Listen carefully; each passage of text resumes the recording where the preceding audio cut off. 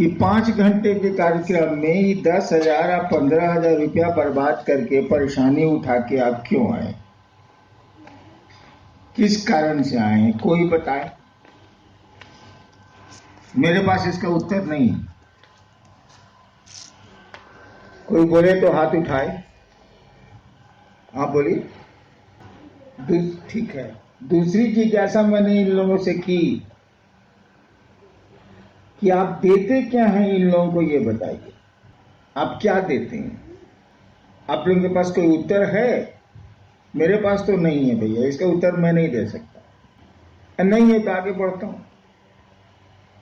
कोई आदमी भाई उधर से आपके पास है?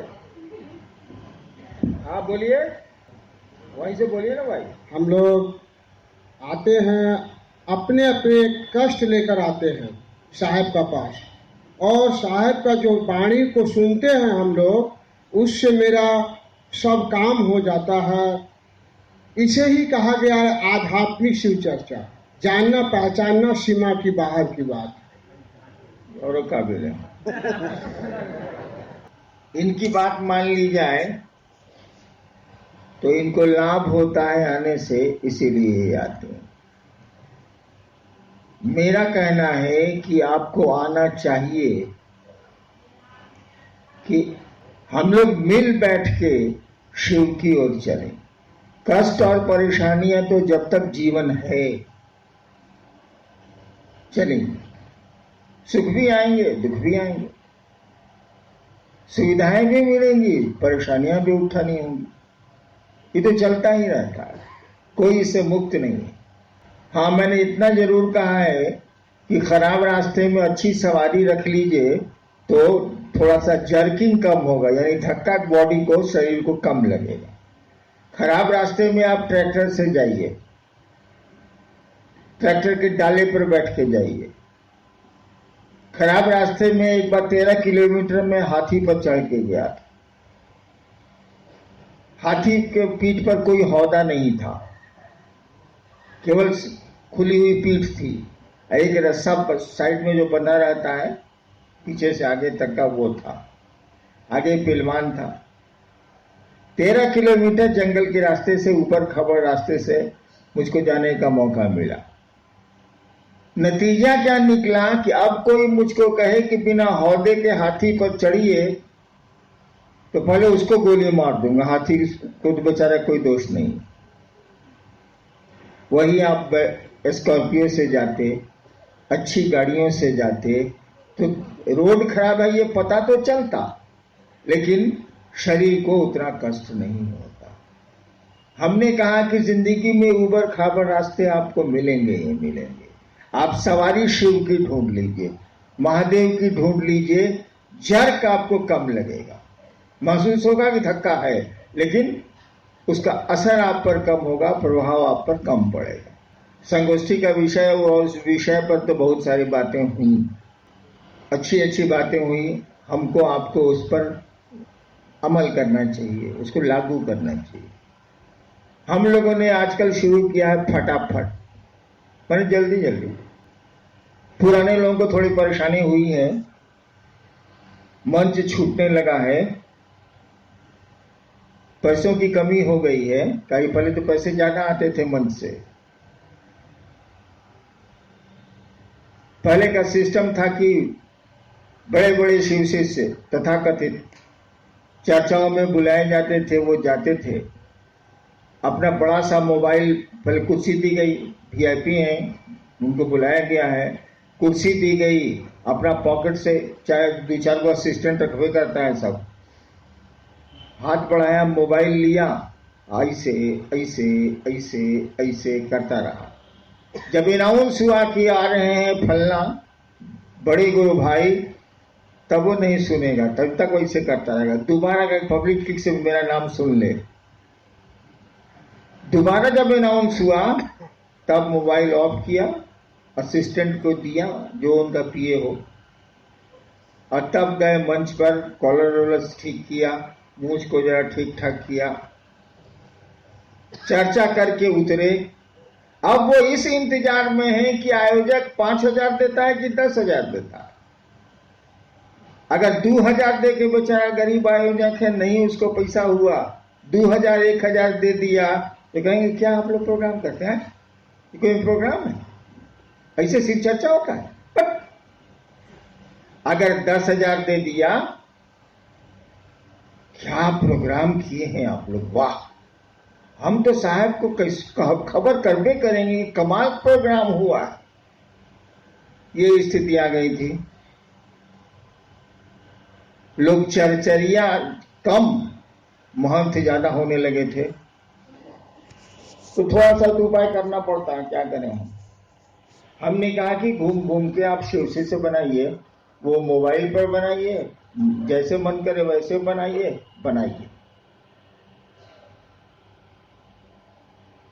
और इससे होगा क्या?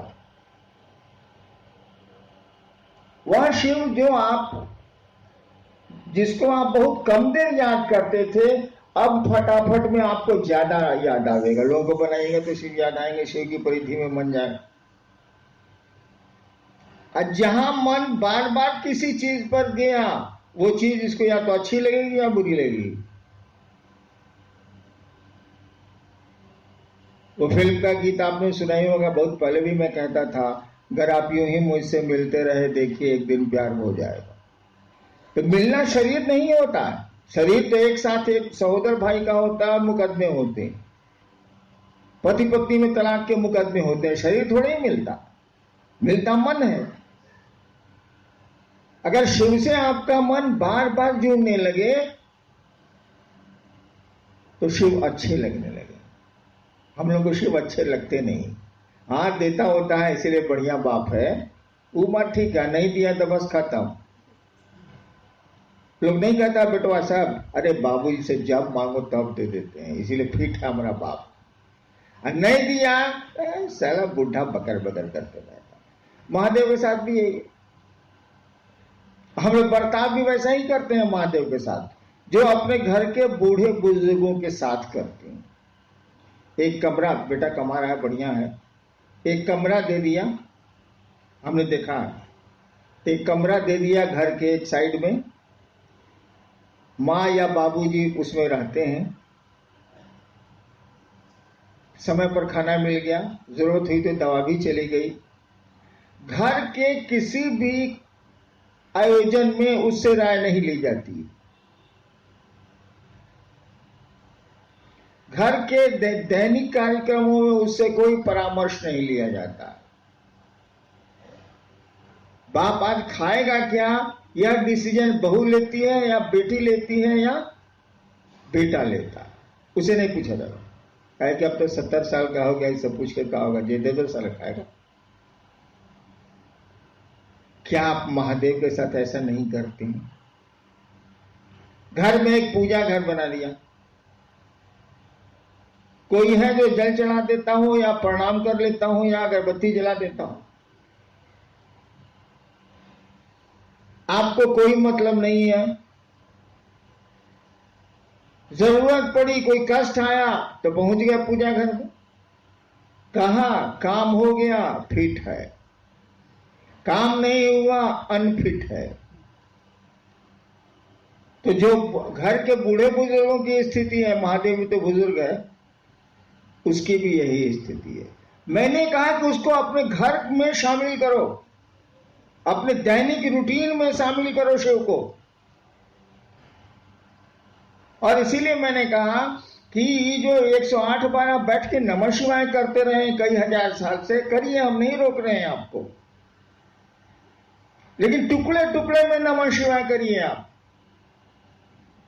इस पर सवाल भी हमसे लोगों ने किए कि 5000 साल, इतना हजार साल से 108 बार सभी मंत्रों का जप होता है, कि टुकड़े टुकड़े में आप काहे कर दिया? तब मैंने समझाया, कहीं कोई काम करिएगा तो ये सोचिएगा ना कि इसका परिणाम क्या आएगा। ठीक है, लोग कहते हैं कि इसको आसान किया गया।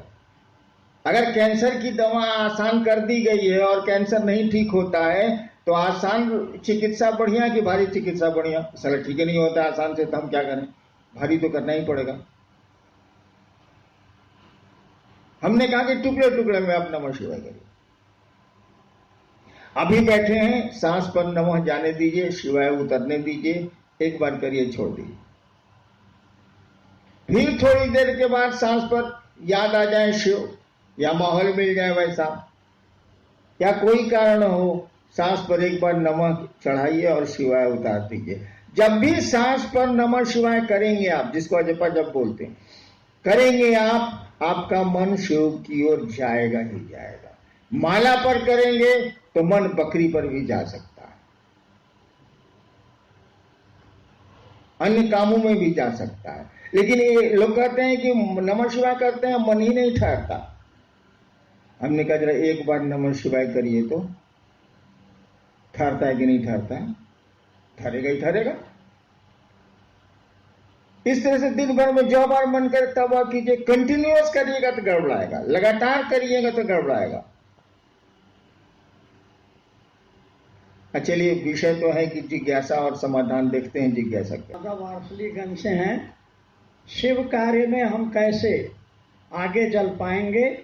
परेशानी तो आती है, साहब दया कर दीजिए। आधा बोल गए, ये परेशानी आती है और परेशानी जाती भी है। इस जगत में कोई चीज ठहर नहीं सकती है। जगत शब्द का अर्थ ही होता है, जंगम धातु से बना है जो चलता है। जंगम का अर्थ ही होता है, जंगम का मानी होता है जानवर जो चलते हैं, स्थावर का मानी होता है पेड़ जो एक जगह खड़े रहते हैं। जगत उसी धातु से बना है, यानी यहाँ कुछ भी नहीं ठहरता, सब गुजर रहा है। World is a passing show, ये गुजरता हुआ तमाशा। हाँ, क्या शिव का परेशानी आती है, कैसे आगे बढ़ें? शिव कार्य में हम कैसे आगे बढ़ेंगे? बता तो रहे हैं, आप करने को तैयार नहीं है। हमने कहा कि आप दूसरों को शिव शिष्य बनाने की कोशिश करिए। ये मंच वाली आदत छोड़िए, आपने पकड़ लिया। आपको शिव शिष्य बनना है, चरचरिया भजनिया कीर्तनिया नहीं बनना। आपने शिव को गुरु माना है और आपको शिष्य बनना है। महादेव ने कहा दूसरों को शिष्य बनाओ, तुम्हारा मन भी शिव का शिष्य बनेगा। इस काम को करिए। नमः शिवाय को टुकड़े टुकड़े में ले आइए। तीसरा सूत्र, अदया तो मांगिएगा ही मांगिएगा, उसके लिए कहने की कहां जरूरत? जो पहला सूत्र है, मैं अक्सर कहता हूं कि 4 दिन अगर आपको लेटरिन नहीं हो, दवा के बाद भी पेट खुलासा नहीं हो, और शिव के शिष्य हैं आप, मैंने महादेव आपके आराध्य हैं या गुरु हैं, तो आप कहवे कीजिएगा महादेव को कि सरकार हमको लेटरिन हो जाता, बाप रे बाप बड़ी गंजन है। तो दया तो मांगिएगा ही मांगिएगा कि काहे की जिंदगी में खराब सड़कें मिलनी है, उसके लिए क्या सिखाना? 2 चीज सीखने जैसी है, एक दूसरों को शिव शिष्य बनाने की मानसिकता, और दूसरा नमः शिवाय से अपने गुरु को प्रणाम। इसको करिए, तब भी नहीं होगा कर दिया जाएगा। आप पैदल नहीं चल सकते हैं तो गाड़ियां बनी हैं कि नहीं बनी, बसें बनी हैं कि नहीं बनी हैं। अध्यात्म में भी बसें हैं, गाड़ियां हैं। चलिए तो भाई साहब, चलने की मानसिकता में तो आइए भाई साहब। अब आपको अब धनबाद जाना ही नहीं है तो कोई बस लाए, ट्रेन लाए, जहाज लाए, क्या फर्क पड़ता है? लेकिन धनबाद जाना ही जाना है तो उपाय हो जाएंगे, उपाय हैं। नेक्स्ट जी, मान्य है कि गुरु भाव सत्ता है, उनका शिष्य होने के लिए शिष्य भाव देना होगा। क्या जगत गुरु की शिष्यता में भाव आवश्यक है? सवाल सुना आपने, फिर से पढ़िए। मान्य है कि गुरु भाव सत्ता है, उनका शिष्य होने, जगत गुरु का शिष्य होने के लिए क्या भाव जरूरी है? बिल्कुल सही है कि गुरु भाव सत्ता है, पिता भाव सत्ता है, पुत्र भाव सत्ता है, माँ भाव सत्ता है, बेटी भाव सत्ता है, माँ बाप सब भाव सत्ता है। ये संबंध भाव पर ही टिकते हैं, लौकिक हो या पारलौकिक हो। अध्यात्म कहता भी है कि भावे लभते देवता, भाव से देवता उपलब्ध होते हैं। आध्यात्म का सूत्र ही है भावेन लभते देवता, भावेन देव दर्शनम, भावेन परम ज्ञानम तस्मा। हाँ, उसकी इसीलिए भाव का अवलंबन करो, ये सही बात है। लेकिन एक बात बताइए, आप लोग कर रहे हैं फटाफट, पर जल्दी जल्दी स्वीकार, जिसको समझा रहे हैं उसके पास भाव है क्या? आपके पास हो सकते हैं, उसी के तहत आप घूम रहे हैं, लोगों को शिव से बना रहे हैं। जिसको बना रहे हैं उसके पास शिव के प्रति भाव है क्या? नहीं है। और उसका इंतजार भी आप नहीं करते कि भाव है कि नहीं है। आप केवल इतना ही देखते हैं कि वो स्वीकार कर लिया कि हम शिव को गुरु मानेंगे और कह दिया कि हम 3 को काम करेंगे, आपका काम खत्म, आगे बढ़िए, यही ना है। उसके पास तो भाव नहीं है। और कहा गया गुरु भाव सकता है, तो आपकी मेहनत बेकार चली गई ना भाई साहब, कि नहीं चली गई? मेहनत बेकार नहीं गई। देवताओं से जुड़ने के लिए भाव की आवश्यकता है, बिल्कुल सही है। गुरु भी भाव सकता है, ये भी बिल्कुल सही है। लेकिन आपको निर्णय लेना होगा कि आपका गुरु है कौन, आपका मास्टर है कौन। आपका गुरु है शिव। जो गुरुओं का गुरु है उससे बड़ा गुरु हो ही नहीं सकता है, वो ईश्वर गुरु है। ईश्वर है इसलिए गुरु है। और गुरु की एक खूबी क्या होती है, शिष्यानुभूति की जिन्होंने पढ़ी होगी उनको पंक्ति याद होगी। गुरु अपने शिष्य के मानसिक तल पर आकर उसे आध्यात्म की ऊंचाई में ले जाते हैं। बाकी जो भी हो, लेकिन इसका अर्थ उसका यही है। गुरु अपने शिष्य के मन के तल पर, ऐसे शब्द हैं, मन के तल पर उतर के ले जाना पड़ेगा। अब लड़का को बुझ रहा है तो उसको आप एबीसीडी कैसे समझाइए, कौन से शुरू कीजिए। तो गुरु का नियम है, शिक्षक का भी यही नियम है, वो विद्यार्थी के स्तर पर उतर के उसको टानता है। गुरु भी यही करते हैं। अब शिव को आपने गुरु माना है, वो ईश्वर गुरु है, सबसे बड़ा गुरु है वो, और वो आपके तल पर उतरेगा तभी तो ऊपर टानेगा, नहीं टानेगा कैसे? बहुआ पकड़ेगा तब ना खींचेगा, आपके ब्रेन को, आपके मन को पकड़ेगा तब ना ऊपर ले जाएगा वो आध्यात्मिक की ऊंचाई पर। जब शिव गुरु होते हैं तो भाव के स्तर पर नहीं, विचार के तल पर भी उतरते हैं। और नीचे करूं मैं, वो विचार नहीं, कुविचार के तल पर भी उतरते हैं।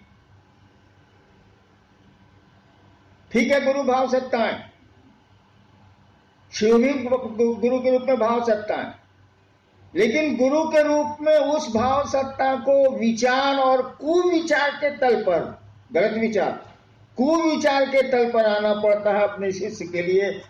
तब आध्यात्म की ऊंचाइयों में धीरे धीरे ले जाना पड़ता है। उदाहरण देख लीजिए, मैं खुद हूं, मैंने शिव को गुरु माना 1974 में।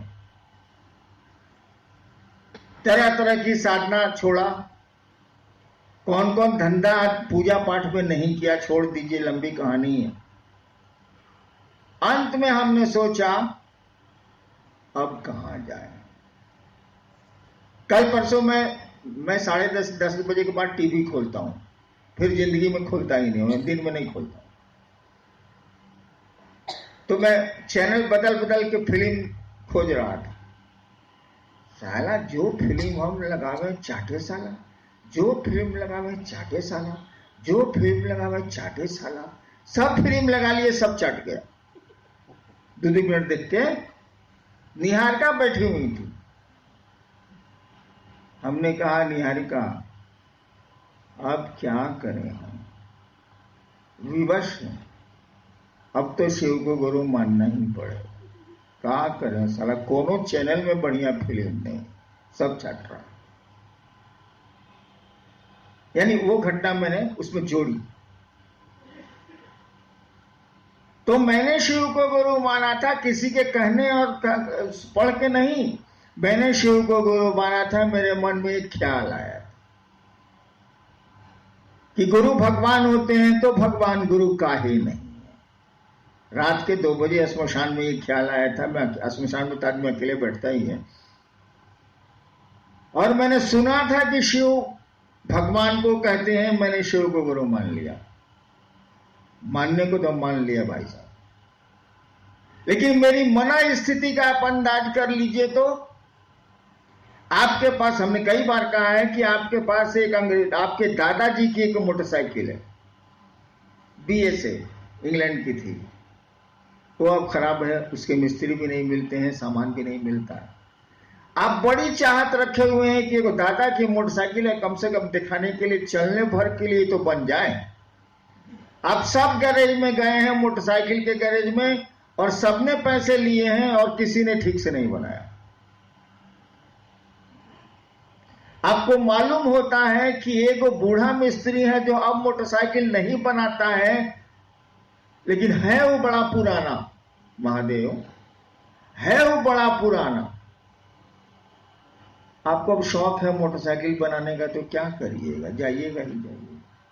वहां ले जाके मोटरसाइकिल आप लगाते हैं, पूछता है क्या तुमको भरोसा है कि मैं मोटरसाइकिल बना दूंगा? अब बनवाने के लालच में भले कह दिए हो है, मनवा कहेगा ये पे चुटका बनाओ, सॉरी माफ करिएगा, ये साला क्या बनावेगा, सब पैसा लेके उल्लू बना दिया, ये बुढ़वा का बनावेगा साला, एको को मोटरसाइकिल इसके कारखाने में हिले नहीं है। लेकिन उसने कहा कि बउआ 2 दिन के बाद आइए। आप गए, मोटरसाइकिल मारा, एक किक भन से स्टार्ट हो गई। कहा कि ले जाइए। आपने पूछा कितने पैसे हुए?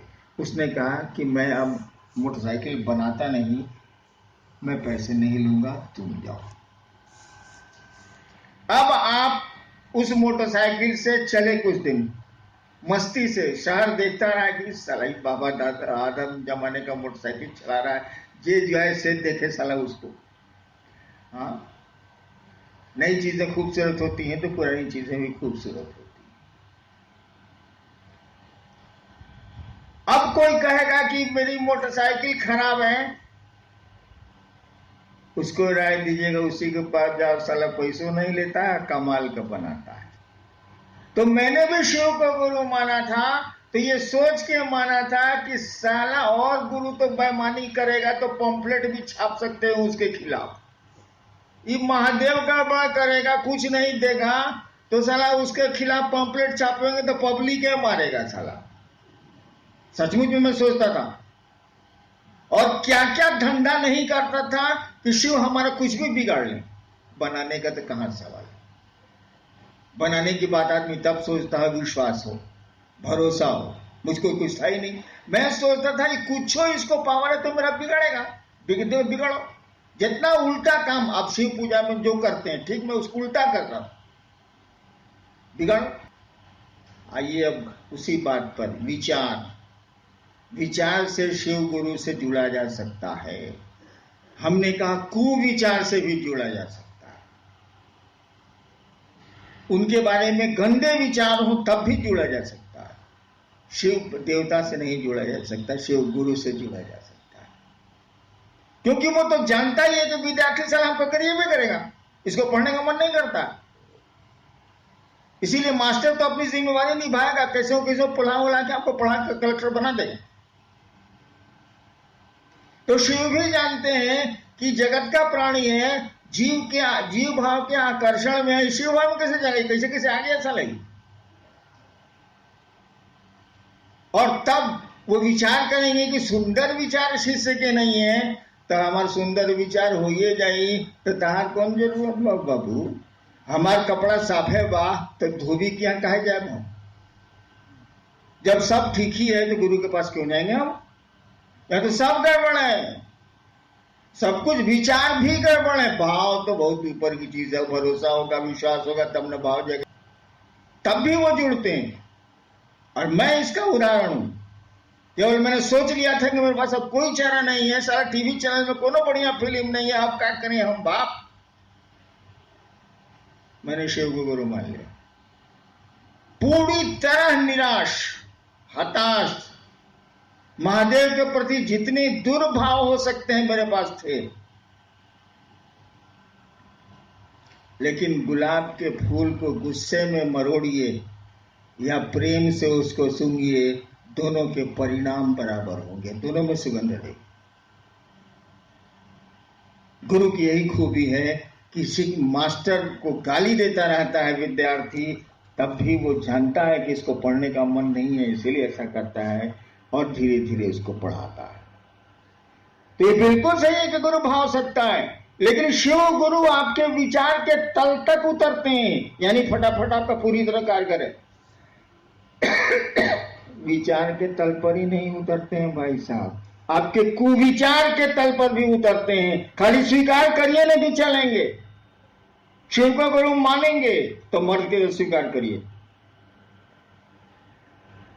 जब मान लिया शिव को गुरु तो मान लेंगे, इसका जो होगा देखा जाएगा, साला कुछ नहीं मिलेगा तो हम जानबे करते हैं। मेरे साथ यही स्थिति थी, कोई विकल्प नहीं था, कोई चारा नहीं था। सही है, ये गुरु भाव सत्ता होते हैं, लेकिन शिव गुरु भाव सत्ता ही नहीं, विचार सत्ता भी है, कुविचार सत्ता भी है। जोड़िए तो भाई साहब। नेक्स्ट जी, मंत्रों का जप भाव की स्थिति में ही फलदायी है। और फिर आगे क्या पूर्ण रूप से ही अपने आप में जिज्ञासा है। दूसरी लाइन जो है दूसरी जिज्ञासा, उसको भी पढ़ ही देते हैं। शिव के शिष्य भावांतरण हेतु अजपा जप विधि से अपने गुरु को नमन करने के निमित्त, लंबा टॉपिक है जी, वैसे ने कहा ये पहला ठीक है, मंत्रों का जप भाव की स्थिति में ही फलदायी है। कौन बड़का बात है? शब्दों का इस्तेमाल अर्थ की स्थिति में ही फलदायक, यही तो कहा हुआ। शब्दों का इस्तेमाल अर्थ की स्थिति में ही फलदायक। एक बार मैं केरल गया, हमारे साथ गुरु भाई लोग भी गए, तो एक दो गुरु भाई मिला, वहां का लोकल स्थानीय लोग सब, ये लोग समझाए, वो लोग बुझबे नहीं करे। तो कहा कि बच्चे जी तो बुझते नहीं खे रहे।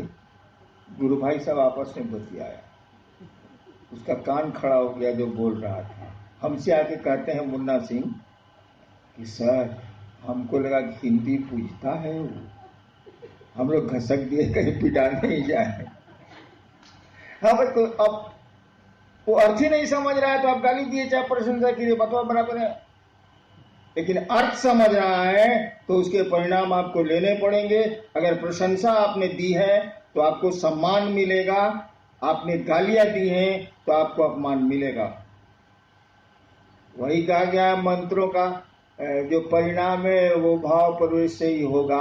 यानी मंत्रों में क्या छिपा है, जब तक इसको नहीं समझेंगे आप तब तक मंत्र रिजल्ट ही नहीं देंगे। हाँ, कुछ मंत्र हैं जो देंगे, जैसे नमः शिवाय। नमः शिवाय मंत्र इतना ज्यादा चल रहा है पूरे विश्व में इतने दिनों से कि नमः शिवाय के नाम पर कोई आपको प्रणाम कर देगा। शिव के नाम पर नाली वाला सांप भी शिवलिंग पर पूजा जाता है, उतना मिल जाए, उससे ज्यादा नहीं। लेकिन नमः शिवाय का भावार्थ समझेंगे, निहितार्थ समझेंगे, तब न रिजल्ट वहां आवेगा भाई साहब। यानी भाव प्रवेश, यानी नमः शिवाय का भाव प्रवेश होगा तभी रिजल्ट आवेगा, तभी परिणामदायी है मंत्र। कोई मंत्र होगा परिणामदायी। अब आप 108 बार नमः शिवाय कर रहे हैं, सुबह सुबह 4 बजे उठ गए, नहा वहा लिया एकदम प्रेम से फर्स्ट क्लास, नमः शिवाय नमः शिवाय नमः शिवाय 108 बार मारा, उठ गए। एगो ब्रह्मपुर में नहीं, डुमरांव में, आरा जिला में एक जगह, बक्सर जिला में एक जगह है डुमरांव, वहां एक बहुत बड़ा सेठ था, वो पूजा करता था 1.5 घंटा, इतना अगरबत्ती एक दिन में जलाता था, एक मुट्ठी, बड़ा बिजनेसमैन था। एक दिन पहले 3 गो मुंशी को भेजा कि तुम बक्सर चले जाओ, तुम आरा चले जाओ, तुम ब्रह्मपुर चले जाओ, अट्ठा खाता में कि हमारा पैसा लेके आओ जाओ, वो बोला अब बनिया के देंगे। दूसरे दिन वो पूजा कर रहा था, करता था ओम जय जगदीश्वर, ओम जय जगदीश्वर, ओम जय जगदीश्वर, 1.5 घंटा कर रहा था वो, अगरबत्ती जला के पूजा कर, पूरा पूजा कर फोटो लगाया हुआ था। सही घटना बता रहा हूं। उसी समय मुंशिया आया, एक जो बाहर भेजा था वो आया, दूसरा आया, तीसरा आया। दूसरे दिन की बात है। अभी लोग सोच रहा है कि 1.5 घंटा मालिक पूजा करेंगे, तब तक बहुत काम है मेरा, फिर बिगड़ेंगे क्यों काम कहीं नहीं हुआ। तो सोचा कि पूजियों में बोल देते हैं कि क्या हम लोग गए थे तो क्या हुआ। एक को बोला कि मालिक गई रही है बक्सर, कल की 20 तारीख के दे पैसा। अब वो कर रहा है हरिओम हरिओम हरिओम हरिओम हरिओम हरिओम हरिओम, जोते से बोलता था। जैसे ही बोला कि 20 तारीख के बहनचो धरियोम, बहनचो धरियोम, मदरचो धरियोम, मदरचो धरियोम, साला कहा था पैसा देने को, मदरचो जिसको देगा भोसड़ी वाला, साला हरिओम हरिओम हरिओम हरिओम, तेरी माचे दो हरिओम हरिओम हरिओम। सही घटना मैं बोल रहा हूं। तब तक दूसरा मुंशी बोला, गए थे हुजूर बिहिया, वो बोला कि 25 को आइएगा। तेरी बहन के चोले साला हरिओम हरिओम हरिओम हरिओम हरिओम, तेरी बहन के चोले, तेरी माँ चोले साला हरिओम हरिओम। आज बोला था पैसा देने के लिए साला। यही पूजा 1.5 घंटा करता था वो, इतना मुट्ठी अगरबत्ती जलाता था। वही सुबह सुबह आप नहा लिए, नमः शिवाय करने बैठे, सही मंत्र भी आपको मालूम है, सही आसन भी किसी ने आपको सिद्धासन सिखा दिए हैं या पद्मासन कर रहे हैं आप। 108 बार में 100 बार नमः शिवाय होगा, 100 बार महादेव का ध्यान होगा, 100 बार धरती का ध्यान होगा। आइंस्टाइन का ब्रेन चेक किया गया, इतना बड़ा वैज्ञानिक था विश्व का। चेक करके मालूम हुआ कि वो कंसंट्रेट कर रहा था 9 सेकंड मैक्सिमम। 9 ही सेकंड वो एकाग्रचित हो ही पाता था, 9 सेकंड से ज्यादा नहीं हुआ हुआ आज तक। तो हम लोग तो आइंस्टाइन का ब्रेन रखे नहीं, तो 4 सेकंड 3 सेकंड तक कंसंट्रेशन होगा। और जब का विधान है कि जो मंत्र होगा उसके देवता का स्मरण भी होगा। जब विधि में समझा नहीं रहा, लेकिन जब का विधान है कि आप होंगे, मंत्र होगा और मंत्र का देवता होगा। मंत्रों के यानी गुरु होंगे। तो आप जब कर रहे हैं नमः शिवाय नमः शिवाय नमः शिवाय, अभी बीच में मदद सलाम पैसा नहीं दिया, नमः शिवाय नमः शिवाय नमः शिवाय नमः शिवाय नमः शिवाय। कितना देर नमः शिवाय हुआ भाई साहब? ये जब कितना देर हुआ? और आधा घंटा के बाद, 20 मिनट के बाद, आपकी पूजा समाप्त होने के बाद धरती में जो फंसे तो फिर सुबह भी पूजा याद आएगी। 24 घंटा में 20 मिनट तो नहीं लगा, 2 मिनट या 1 मिनट भी बहुत ज्यादा हुआ। आपने जप किया नमः शिवाय का, 108 बार तो पूरे नहीं करेगा, गिनती पूरेगी, जप नहीं पूरेगा। किया, लौकिक जगत में मन बाकी 23 घंटा जोड़ लीजिए हिसाब रह गया। क्या आध्यात्मिक भाव आएगी? हमने कहा कि तुम टुकड़े टुकड़े में नमः शिवाय, जब भी सांस प्रश्वास पर आप नमः शिवाय करेंगे, शिव जरूर याद आएंगे। वो मैकेनिकल हो ही नहीं सकता, मशीन की तरफ कर ही नहीं सकते। सांस पर नमः चढ़ा और शिवाय उतरा, शिव याद आएंगे। हम जानते हैं कि आप इसको देर तक नहीं कर सकते। 9 सेकंड तो आइंस्टीन था, तो हम लोग कहाँ हैं? 9 सेकंड। हमने कहा 1 बार करो, 2 बार करो, 3 बार करो, बहुत तुम कबीलाट हो 11 बार करो। वैसा कबीलाट हम लोग क्या है नहीं, 1-2 को है, लेकिन यहां नहीं आया। लेकिन उससे भी नहीं होता है, सब डपोर संख्या है, झूठ बोलता है। फिर आप आधा घंटा के बाद नमः शिवाय करिए। इस नमः शिवाय का असर आधा घंटा तक रहेगा, महादेव फिर याद आएंगे। एक बार किया है आप, ताकि मैकेनिकल तो है नहीं। फिर सांस पर नमः जाने दीजिए, शिवाय उतरने दीजिए। इस तरह से 24 घंटे में कई बार आपको शिव याद आएंगे, और जैसे जैसे शिव याद आएंगे, शिव अच्छे लगने लगेंगे, अपना लगने लगेंगे, और नमः शिवाय का भाव प्रवेश होने लगेगा। तो 108 से जल्दी ना भाव प्रवेश हुआ टुकड़े टुकड़े में, रिजल्टवा जल्दी ना आया, उससे तो हो ही नहीं रहा। चलिए जी, शिव शिखर के शासन का विरोध करता है। हाँ भाई, हालांकि ये पंक्ति शास्त्र की नहीं है, ये सब मेरी है, मैं खुराफाती आदमी तो हूँ। जिज्ञासु चाह रहे हैं कि आप भी इस पर विस्तार से। मैं अक्सर कहता हूं कि शिव शिखर के शासन का विरोध करता है, यानी अगर बॉस बनिएगा तो उसको ये बात पसंद नहीं। इसीलिए किसी देवता के गण नहीं होते। आपकी किताबें कहती हैं कि गण मात्र शिव के होते हैं। शिव के गण हैं, वो भी रद्दी सद्दी आदमी, भूत प्रेत पिशाच ये वो। और मैं कहता हूं कि शिव के गण आसमान में ही नहीं, धरती पर भी होते हैं भाई साहब। सही बोलता हूं मैं। किसी देवते के गण का नाम आपने नहीं सुना, होते ही नहीं। कहे कि वहां तो है कि तुम स्वामी हम दासा, प्रभु जी तुम चंदन हम पानी।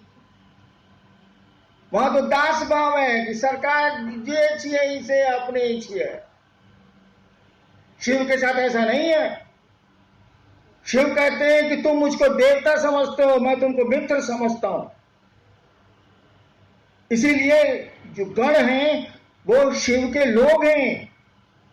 वो प्रजातंत्र में विश्वास करता है, वो डेमोक्रेसी में विश्वास करता है, वो गणों के बीच रहता है। इसीलिए मैं कहता हूं कि शिव शिखर के शासन का विरोध करता है। वो जनता का आदमी है, गणों का आदमी है। सारे काम उसके गण करते हैं, वो तो कुछ करता ही नहीं है। उसकी शक्तियां करती हैं, उसके गण करते हैं, वो तो कुछ करता ही नहीं, बैठा रहता है। वो अपने लोगों पर भरोसा करता है। उसकी दुनिया उसके लोगों से चलती है। इसीलिए कहा गया शिव के गण होते हैं, और किसी देवता के बारे में कुछ कहा ही नहीं गया। गण होते ही नहीं, दास होते। शास्त्र भी बोलते हैं, शिव के बारे में बोलते हैं प्रभुम, आप प्रभु हैं, ईश्वर तो है। ईशम, ईश कहते हैं कंट्रोलर को, जो कंट्रोल करता है, इसी से बना ईश्वर। ईश का मानी जो कंट्रोल करता है। अब कंट्रोल किए हुए है, वायदा नहीं भागने देगा। प्रभुम ईशम गुणहीनम, गुण कहते हैं बंधन को। गुणहीनम मतलब आप बस कोई गुण नहीं है, कोई बंधन ही नहीं, आप बंधन मुक्त है। ईश्वर है ही तो बंधन मुक्त है ही। गुणहीनम उलट दिया, अशेष गुण, कल कोई गुण तुम में नहीं है।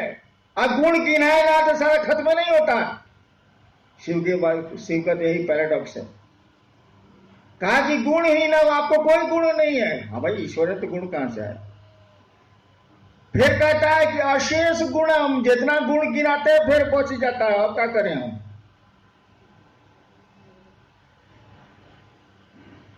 कहता है कि सुनिए, आप इतना कड़ा फोकस रखिएगा तो आपसे मोहब्बत कौन करे।